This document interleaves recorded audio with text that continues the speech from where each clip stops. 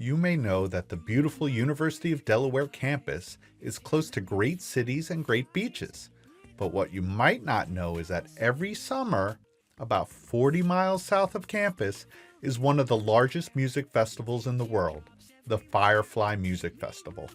With great headliner bands and artists, Firefly attracts over 50,000 people every year. With that many people, you get big name bands and you also get big time crowds. For those who wish to escape, a VIP pass is offered where exclusive VIP viewing for every stage is available. Very cool. At $699, the pass has been selling out year after year, so festival organizers might wonder, what is the right price to charge for this exclusive opportunity? The pricing decision and its ramifications are depicted in this decision DAG. Reading it top down, we see that price impacts demand, and we can expect that the higher the price, the lower the demand. And then, demand does not equate with quantity sold. For this Firefly problem, we assume there is capacity to sell up to 150 VIP passes, and therefore, any demand in excess of 150 goes unsatisfied. So quantity sold is determined by finding the minimum of demand and capacity. Now at the bottom here, we get to our main outcome of interest, revenue. While revenue is a function of quantity sold, it is also a function of the price we choose. And this pricing decision becomes a balancing act to get as much money as possible from selling the 150 available VIP passes. It does not necessarily mean you should sell all 150 passes. Maybe selling 100 passes but at a higher price is much better than selling all 150 at a lower price. Determining which one is preferable is the challenge. To see the uncertain relationship between price and demand, a few plausible draws of the relationship are shown here. Price is on the horizontal axis, and expected demand is plotted on the vertical axis. In this example, we will take the plausibility allocation over potential price response functions as our starting point. All these lines become our starting point. The focus of this video is on converting this plausibility allocation into a compelling and visual recommendation about which price to charge. This red line represents the maximum of 150 passes available to sell. For most of the plausible draws of this relationship, a $700 ticket price translates into selling all of the tickets. Demand at this price seems to always be above 150. So choosing the price of $700 will likely lead to revenues of $105,000. Now, if we look at charging $800, it seems plausible to sell 100 units for revenues of $80,000, but it's also plausible to sell all 150 tickets for a windfall of $120,000. Our challenge is to make a recommendation about what price to charge while simultaneously remaining open to input from our stakeholders as we do it. We simply try to nudge people towards making a data-driven decision that we believe in and we also believe is consistent with the overall firm strategy.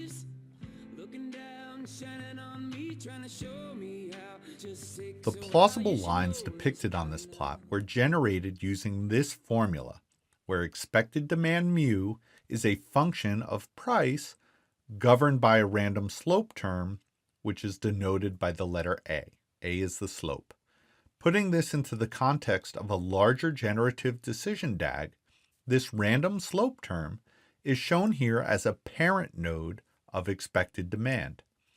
The darker fill of this node denotes that we are not modeling our uncertainty in A, but rather we're assuming it is given.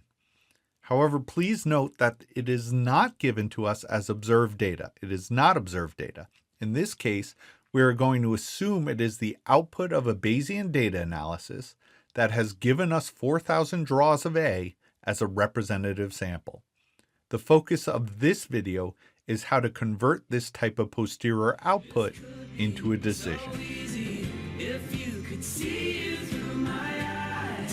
yourself not to let it go. Hold on to something so beautiful. Okay, so if we're going to walk through this generative decision DAG, we need to get the data, and the data is available on the internet.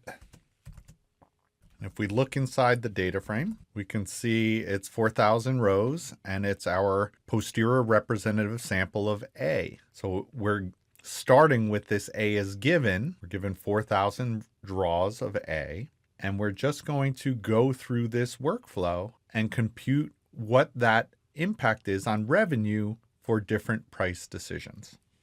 The prices to consider, we'll start with just a broad range. So we started at $700 in the past, or $699. So let's just do a sequence of 700 to 860, going by 20s. Let's make sure that came out okay. Yep. So we'll consider these prices.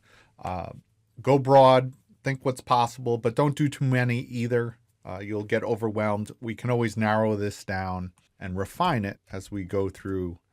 Now, if I want to go down this decision DAG, the next thing I need to calculate is mu, but mu requires a price. So what I'm going to do, instead of separately picking a price and then going through this whole process, I'm going to make a function where if we supply it a price, it's going to spit out a representative sample of revenue draws. So if I'm given price as input into the function, I'm just going to go oval to oval. So mu is my next oval, and I can really just type in the formula here for calculating a mu given a price. So we're going to use R norm to generate 4,000 random normals with mean mu and standard deviation of 5. This n in parentheses simply counts the number of rows in the data frame. And it didn't indent well, so I have. For the quantity sold, we talked about how it wouldn't be demand if we don't have enough capacity. We have 150 tickets. So it's going to be, we're going to use pmin because it's a vector of demand values, 4,000 demand values going to be passed to this function. And we want to compare each one to 150, and we can't sell more than our capacity. So we use the pmin function. And something I realized later is that because our demand is following a normal distribution, sometimes it will be negative. So I'm going to wrap this whole thing in a pmax function and make sure that demand, if demand is negative according to our random process, that we make it 0. And even though demand will be discrete, approximating demand using a continuous function often makes our lives easier. So that's what we're doing here when we say demand is normally distributed. And our final oval is simply price times quantity. So we test it. Let's say we're going to charge a price of $800, and we can see we get lots of different revenue values ranging from as low as 37,000 I see to as high as 120,000. And that would be if we sold all 150 tickets at $800 a piece. So now we'll create a data frame. Because if we want to plot things, we need a data frame, and we're going to have rep samples at all candidate prices. So we'll initialize a blank data frame or tibble, and that's because within a for loop, we cannot create a data frame that will survive in the global environment after the for loop is executed. Inside a for loop, it has its own little environment that's temporary. So if we want something to remain permanent, we have to define it outside of the for loop. So we're going to say for price in, we have that vector of potential prices. So for each price in that vector of potential prices, we're going to create a data frame that has a column called price, which gets the price from the for loop. And it also has a column, we'll call it revenue draw, rev draw. And that gets the output of our rep samp function at the price that is currently active inside the for loop. And then our price df, which we initialized outside of the for loop, we'll add to it. So we'll say take the existing price df and add in this temporary data frame that we just created, close the for loop, And if we run these two, we should have a data frame with lots of prices and lots of revenue draws. So we have 9 different prices we're considering, 4,000 draws for each, and that gets us our 36,000 row tibble. I will graph our credible intervals here. So we will group by price because that's the decision we're making. And then we want to summarize. We don't want 4,000 draws for each price. We want to summarize it and get a feel for our data through this summary. I'll ask for the 5% quantile, the 50% quantile, which is the median, and the 95% quantile. And remember, I'm getting a 90% credible interval. There's 5% possible draws on the lower end and 5% possible draws on the upper end that are not captured inside of this interval. Problem with summarize. What did I do wrong? I spelled quantile wrong. Cool. And now let's just plot this data. So I'll pipe it or chain it to ggplot function. And I'll set the default x value for the ggplot function to be mapped to price. And then I will add geom line range to plot the intervals where we pick y min equals q05 and y max equal to q95. And to be consistent with my color scheme, I will make this 90% interval cadet blue. And I also am going to increase the width of the bars a little bit so they're prominent. Let's see what that looks like. Very good. So we see at the lower prices, so our intervals are pretty small. In fact, 700, it's so small we don't even see it. But our intervals are small at the lower prices because we're almost guaranteed to sell out of our tickets. And then these intervals get wider as we increase our price. I'll add points for the median, and I often make the median a little darker than the cadet blue, so I'll pick navy blue for that. And I'll go with size equals 3. And just for clarity for you viewers at home, let's change the y-axis label to be revenue. Now we don't want to spend too much time formatting this chart because this isn't going to be our final chart that we put to users. We could get lost in the formatting rabbit hole. What we want to show to users is something conveying that we've done our analysis. Here's a bunch of potential prices that we looked at, and here's our recommendation. I often see data analysts afraid to make a recommendation, but if you're afraid to make a recommendation, that means you don't know the business well enough. You shouldn't be analyzing data if you don't know the business. We have to align our business analysis and our data analysis with the strategy of the firm, the strategy of the company. And the only way to do that is to immerse yourself in the business process for which the data you have has been collected from. So we won't spend too much time formatting this. I will point out that some of these prices don't warrant further consideration. So really 700, that's good because it's almost a guarantee. This looks like $105,000. If we do 720, we're making more than that, and it looks to be guaranteed above that $105,000 mark, so that's good. This 740 price has higher median upside, but also comes with potential downside now. This is the first bar where we can make closer, under 100,000 for sure. 760 still has increased upside, so that could be worth continuing to show in our visual. 780 further upside, and 800 is where the downside decline or the upside declines. So if I were to present my analysis now, I'm not going to present analysis for 820, 840, and 860 because those are so bad. I'll probably have this curve here, show the upside peaks at 760 and then goes down. And when I present this analysis to final stakeholders to help them with their decision making and to advocate for one of these prices, I will just show 700 through 800 as the candidate prices. Okay, while these bars are good and easy enough for us to understand, they're often hard for other people to visualize.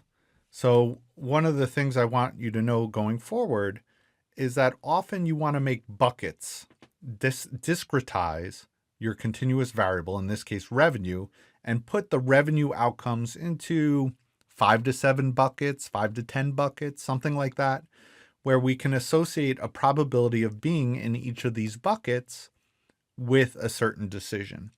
Decision makers are much better at handling a finite, like 5 to 7 really, finite number of possible outcomes, not infinite outcomes.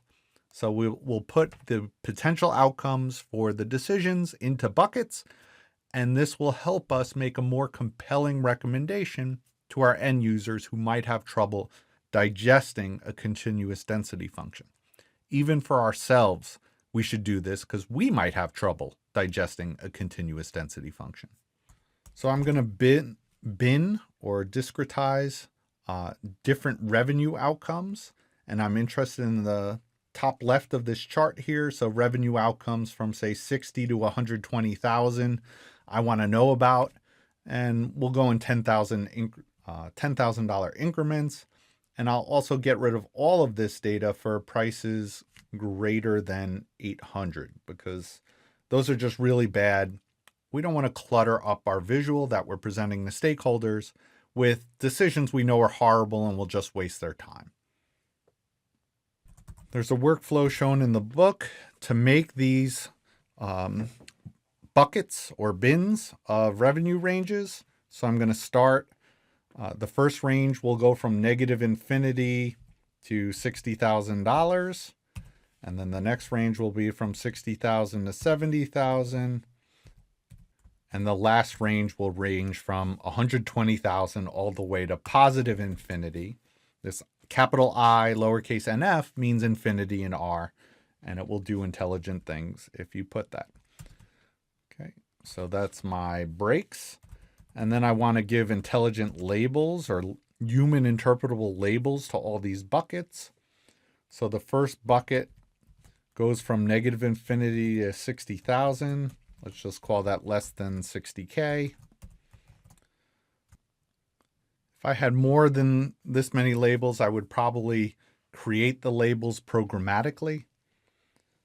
But for now, I'll do it the hard way by hand, or the more manual way, which is also prone to error. So that's not good either. Okay, let's make sure that looks okay. Great, those are good buckets. So now in our revenue bin data frame, I'm going to create a new column called rev bin. And I'm going to take all the draws and cut them up by these breaks or these buckets that I've specified in the previous two vectors we just created, breaks and labels. And now we want to percentage column. And if you look below, the group is still grouped by price. So when I do sum of count in bin, it will aggregate the vector grouped by price. So it'll take every $700 revenue bin, all the counts in there, and sum them all together. And this will give us the right percentages that we want. I'm also going to add a label for graphing later, something human readable. Let's just test this out. Okay, that looks good. And I'm also going to add one more thing, a facet label, because I'm going to show one graph for each price. So this I know ahead of time that I'm going to do this, but again, it could be an iterative process where you don't recognize that you should add this column quite yet. Okay, so our $700 in the 90 to 100,000 range, there were 6 of our draws fell into that range. So that's less than 1%. You round it, it's really 0%. And this falls into the price at $700 category. So the bulk of our prices at $700 fell into this other bucket. Okay, with these discrete values, these binned values, I can create a plot for myself pretty quickly. I'm going to map the x-axis to percent in the bin. So I want to know what percentage are in each bin. And on the vertical axis, I will graph the bins, or I will map the bins to the vertical axis. And we'll use geom_col to get our bar graph. And I'm going to use just facet wrap to say for each, the tilde makes this a model and says for each of the following variable combinations, in this case, just for each of the facet labels, I want to make a separate plot. So I'll show you the difference. If we just graph geom_col, this gives us percentage in bins across all the possible prices, and then we have some bins with over 100%. This is a meaningless graph. So it's not until we add this facet wrap where we get the bin distribution for the various labels or for the various prices. Now from this graph, I still have to work hard to decide which of these is ideal. Right now our price is right around this $700, so we're almost guaranteed in the 100 to 110K range. But why might we price at 720? I'm not sure just from this plot alone. Price at 740 increases the upside potential, but also the downside risk. So I want to convey this trade-off to my stakeholders and put enough information on these plots to persuade or advocate for one of these decisions, for one of these 6 prices as better than the others. So I spend a lot of time, and I'm going to fast forward through this. I'll also post the code so that you have access to it. But I'm going to fast forward through the final plot that I would do. And this is literally tens of iterations of refining and making the plot such that it becomes obvious, or at least which decision to take becomes much more clear, and the factors that weigh into that decision. If you could see you through my eyes, tell myself not to let it go. Hold on to something so beautiful.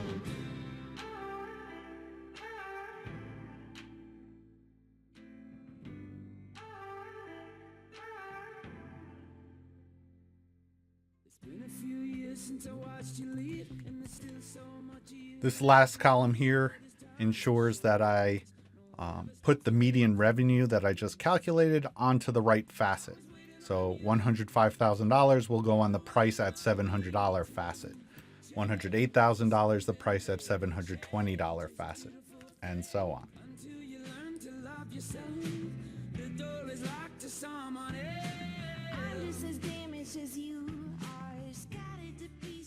So in these 2 facets for 740 and 760, I'm actually going to include a note as to why I do not think those are the best 2 choices.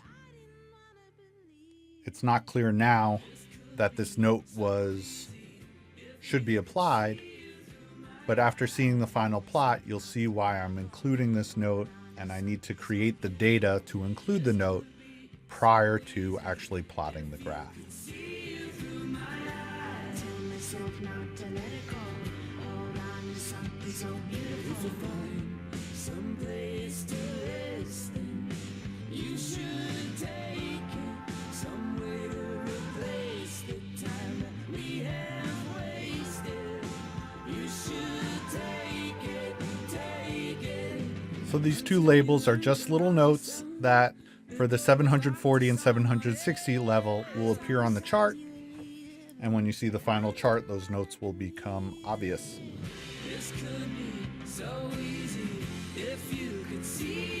Since revbin, plotdf revbin is a factor, you'll see it's a factor with 8 levels, less than 60,000, 60 to 70,000, 70 to 80,000, 80 to 90,000, and so on. This line here is saying if the level number, so each one of these levels is actually an integer behind the scenes. You can convert it to an integer. So this is less than 60,000 is 1, this is 2, this is 3, this is 4, 90 to 100 would be 5, and 100 to 110 would be 6. And I'm going to say if the revenue bin that we get in here is greater than or equal to 6, that's good because that's sort of our status quo was around 100K pricing at 699 or 700. So anything 100 and over is a good outcome. We're not going in the wrong direction. And anything below 100 means there's a chance of doing worse than we have in the past. Your magic is something to me.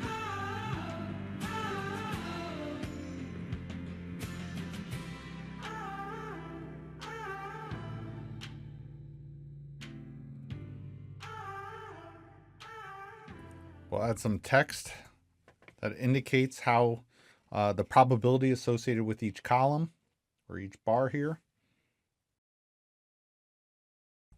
And I use this nudge argument to move the label a little to the right of the end of the bar. And it took a while to figure out 0.06 was the right amount of nudge.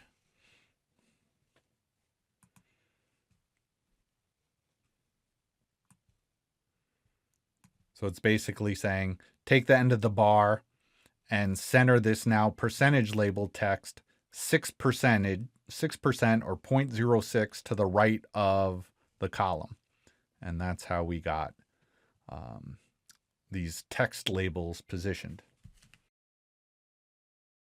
I'm going to get rid of the legend because I don't think we need it. It'll be obvious from the color coding that certain things are good and certain things are bad. I'll use green and red, green for good, red for bad, or at least shades of greenish colors and shades of reddish colors for good and bad. And this strip.text is the facet labels. So it said price equals price at $700, price at $720. I want to make these bigger and bolder. Let's go ahead and change the fill color. My red, I won't say red, I'll do light coral. And my blue will be, or my green will actually be cadet blue, but it shows up in a greenish. Let's see how that works out. That is looking good. Now, again, since I'm going to use this chart to convey a recommendation to decision makers, I have to keep going with the formatting. I can't have axis labels like rev bin and percent in bin. I really need to make this polished, and I also need it to be clear which of these decisions I'm advocating for. And I'm going to advocate for 720, and you'll see the reasons why. But basically, the median revenue at 720 is higher than that at 700. And the downside risk looks very small, 2% chance of going below 100K. So I think the small upside to pricing at 720 is worth it. Pricing at 740, we're in the concert business. Our costs are fixed because we're paying for mostly the stage and the performer. We have fixed costs. We don't really want variable revenue. We would like a stable revenue stream to the extent we can have it. So on these VIP passes, let's not subject ourselves to unneeded uncertainty. Let's stick at the 720 level. But I need to refine this plot even more, iterate through it to convey that message. So I'll make the x-axis in percent. It's a continuous variable. That's why it's scale x continuous. And the labels I will take from the scales package. There is a percent format function that will make the labels look like percentages. See, the x-axis is now percents, not decimals. Good.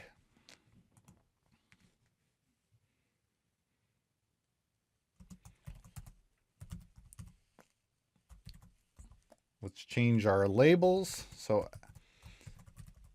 our x-axis represents the probability of each outcome, and our y-axis is revenue, not rev bin, it's revenue.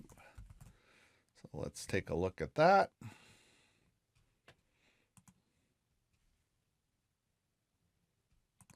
And we can see y-axis is revenue, and the x-axis is probability of outcome.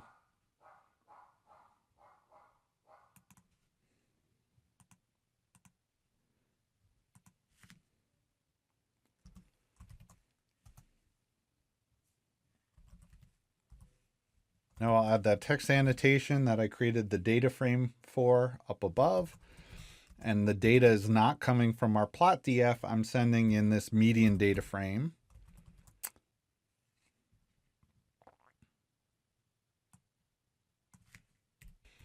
Okay, so now we add the median information. I like median. It's the probability, or it's the outcome where 50% of the time you'll be better than our outcome and 50% of the time you'll be below that outcome.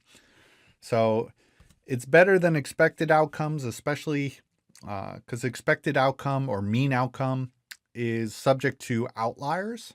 So very rare events can sway the mean value.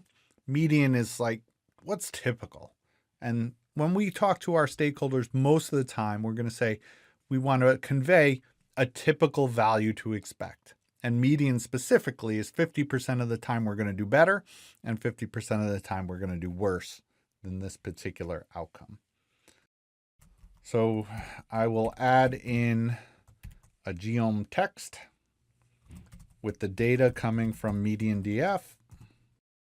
And I'm going to put this information square in the middle of the x-axis, 0.5. Remember, it's a percentage from 0 to 1. So 0.5 puts us in the middle. And y will be, we'll do at the 8th factor level. So if I add in a label,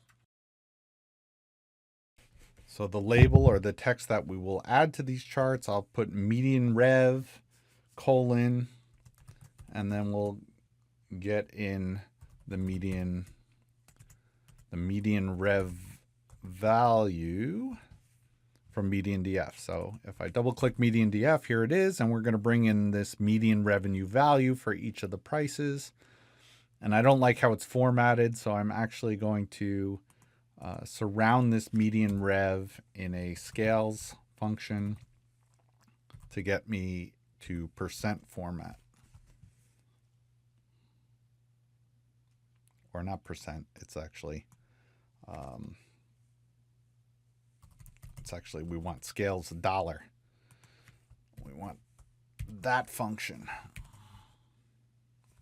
Close all these parentheses. Let's see if it works. Okay, and there we have median revenue. So you can see at $700, our median revenue is $105,000. Makes sense since the bulk of our probability falls in this 100 to 110K range. At 720, it looks like we expect additional income, which is cool. And at 740, and the reason I'm recommending against 740 is all of a sudden these bad outcomes become greater than 1 out of 10. And the strategy of Firefly is to make money and not gamble on selling VIP passes. We would like stable income because, again, our costs are fixed. So if we can stably make money, we should, and that's why I'm advocating for $720. It's got a little bit of projected upside over 700. Downside risk is minimal, so let's go for it.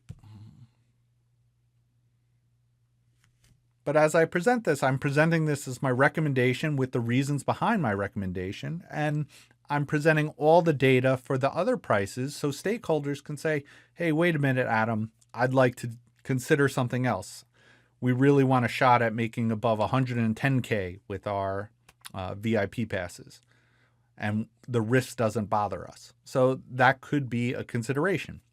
But I will state my reasons, but I will also state the information that if the reasons change, we can intelligently discuss which of these choices we might elect. So I'm going to add in a title. And the title should really hit me over the head with what I'm saying with this graph. So my current recommendation is price at $720 for stable revenues that are slightly higher than current price revenues. There it is. Current recommendation. Let's look at the bigger plot. Current recommendation, price at $720. So I want to make it easier to find this $720 box. So I'm going to add another geom. This case, a rectangle. I'm going to put a rectangle right around that $720 box. And again, I need to supply different data to map this aesthetic to, or to map this geom to. So I definitely need facet label as one of the things in this data frame. And that will be the price. I want the price at $720 facet to map to the, since percent in bin is what gets mapped to the x-axis and rev bin gets mapped to the y-axis by default, I will say the percent in bin here maps to 0, and the x and y values map both to 0.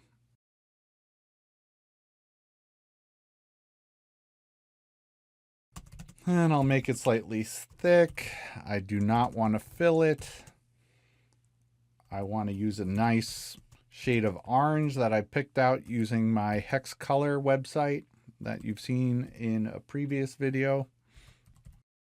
And the dimensions I need to map for the aesthetics of a rectangle, I need to provide min x and min y values, which is one corner, and then the upper right corner would be x max and y max. So lower left corner, and I'm just going to say go as far low left on the x-axis as you can. So that's why negative infinity, and go all the way to the right. And then the y values for the bottom left corner, same thing, as far down as you can make it, and as far up as you can make it. And you can see it places this nice orange bar. This price at $720 is special. That is my recommendation. And now I just want to add in those two notes that I had, those cautionary notes. And again, I'm going to use geom text, and I already have the data frame up above. We can look at it just to remind ourselves what's in this data frame. Two facet labels, price at $740 and $760, along with this justification of why I'm not choosing these two prices.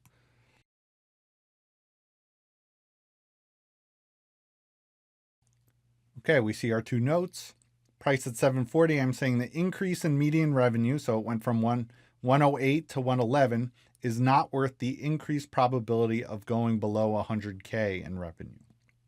So that's why I don't like 740. And 760 is worth looking at because look at this nice big bucket up here. Median revenue is still pretty good at $106,000.